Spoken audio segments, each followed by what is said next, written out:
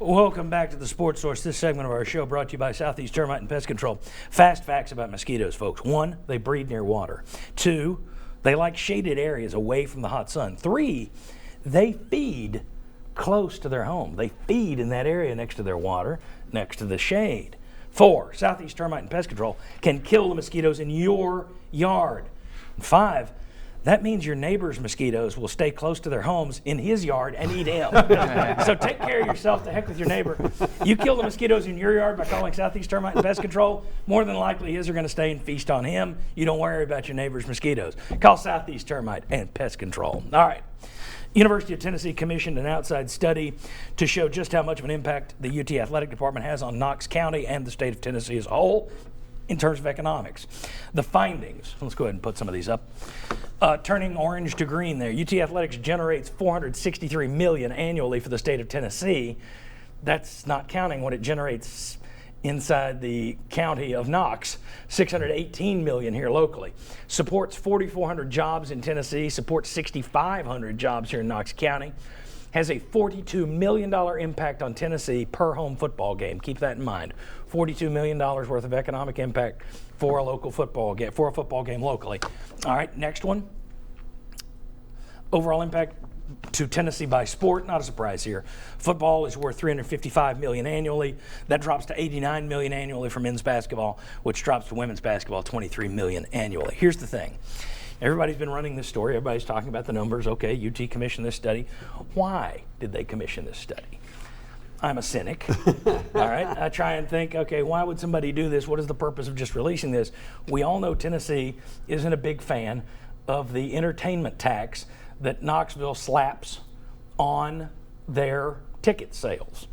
Okay, could this be that Tennessee is letting the city of Knoxville know we're worth X in terms of hotels, restaurants, everything else? We just took a game from here. We're playing at Bristol. We got one going to Charlotte, a couple of years going to Atlanta. We're going all over the place. We can continue to do that if you don't lift that tax. Now, I may be wrong here, but do you think there's any leveraging with this? Do you think that could have anything to do with this? Just reminding them, it'd be great if you did away with that tax, or else we're going to start playing more neutral site games, and that's going to cost you $42 million per season that you're going to lose. I'm cynical. Wow. Am I just being a cynic here, Mike Strange? You're looking at me like I'm crazy. No, I think that's exactly the root of it. But here's what I wonder. It seems to me these big event neutral site games are they're here to stay, and we're going to see more of those. And a lot of LSU and all these other schools that don't have this entertainment tax are doing those too. So fair enough. I think that you got to consider that regardless of this entertainment tax, I think Tennessee's still going to be going to Atlanta and Charlotte and play. I think that's what the mayor of Knoxville would say. People are doing it anyway. 2 instead of 1. I mean, what if you come up, last year you were in Nashville against Bowling Green. Yeah. So what happens if a couple of years from now you're doing 2 of them instead of 1? Okay, 1 here to stay, granted. But if you say, we may do 2, we might do 2.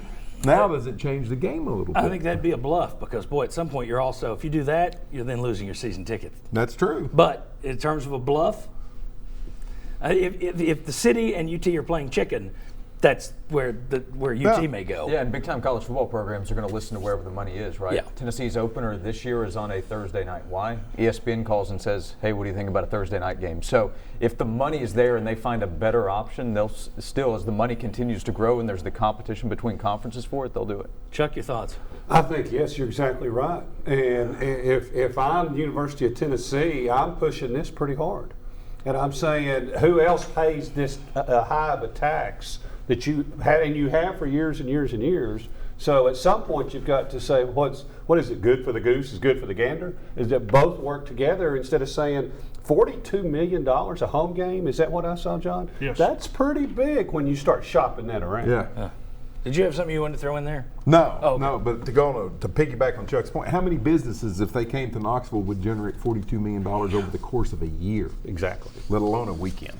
Yeah, it's a pretty big impact, and you can talk to any of the local hotel, motel owners, local restaurateurs, local stores, local shop owners. They know when Tennessee is in town, it's a festival. When they're not, it ain't good. All right, when we come back, here on SportsSource.tv. Josh Dobbs was voted first team All-SEC by the Birmingham News.